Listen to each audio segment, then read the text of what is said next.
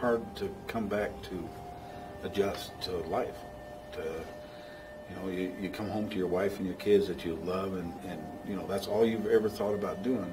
But then you wake up and you realize that this is not home anymore. This is hell. Yeah. What you would think would be hell is our home now. I still remember taking my youngest daughter out to swing on a swing outside our little apartment, our little house that we had there in Germany. And things had changed. What I had wanted to come home to, in my mind, me, not the home, but me. I didn't recognize it. I didn't feel comfortable. I didn't feel like I belonged there. Big bad army guy, it's like you tell the stories and it hurts.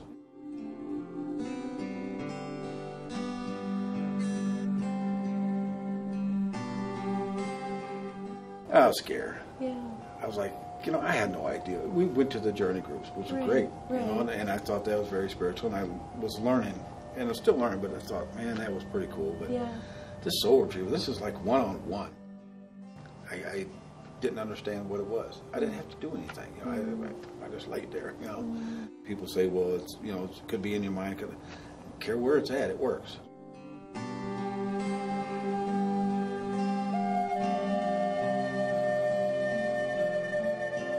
They say there's levels of grief that you go through. My levels of grief were all over the place. I don't know if that's a model that traditional medicine is set up and they expect you to go through these levels. But I didn't go through it that way. I went into shock, obviously. I think I was in a really bad place. I really just wanted to give up.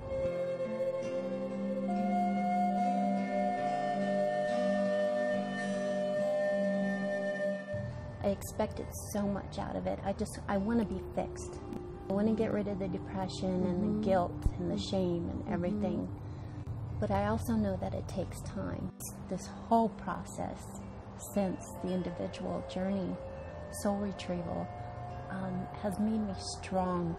Somewhere deep inside, I have felt more connected to whatever is here helping us spiritually.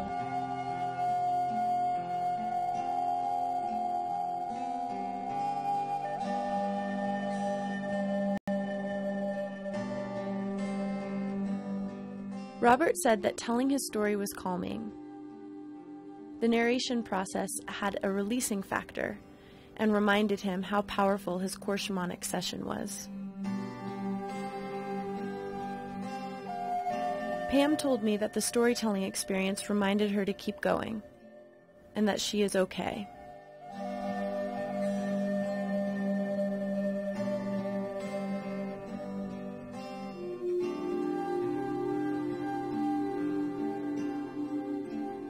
Robert saw himself from an outsider's perspective when he watched his video story. Watching himself cry and pause during the storytelling, Robert realized what war stories he still has difficulty sharing. I said, they don't think we're coming back. I said, but I think we are. I said, let's go prove them wrong.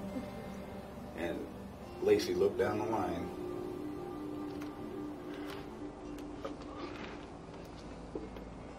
This is a tough one.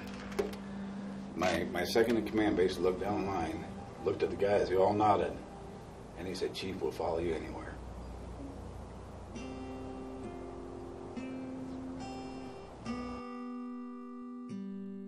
In her narrative, Pam said her core shamanic session made her strong somewhere deep inside. She visually experienced this strength when she watched herself talk about her son. Pam said she realized how strong she's become, even though that's not always how she feels inside. Remember the very last day that I saw Aaron. He asked me before I left, he goes, Mom, what do you believe? Where do you think people go when they die? And I told him, I said, well, in very simple terms, I think that everything is energy. I think that when a soul decides to leave the physical body, that soul just kind of integrates into the earth and the cosmos and everything, and that energy is very positive. And he just kind of sat there and he was looking at me and he goes, "That's really cool." He said, "I think I like that."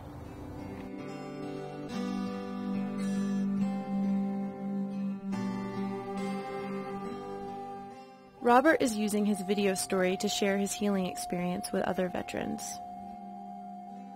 Pam plans to share her video with friends and family.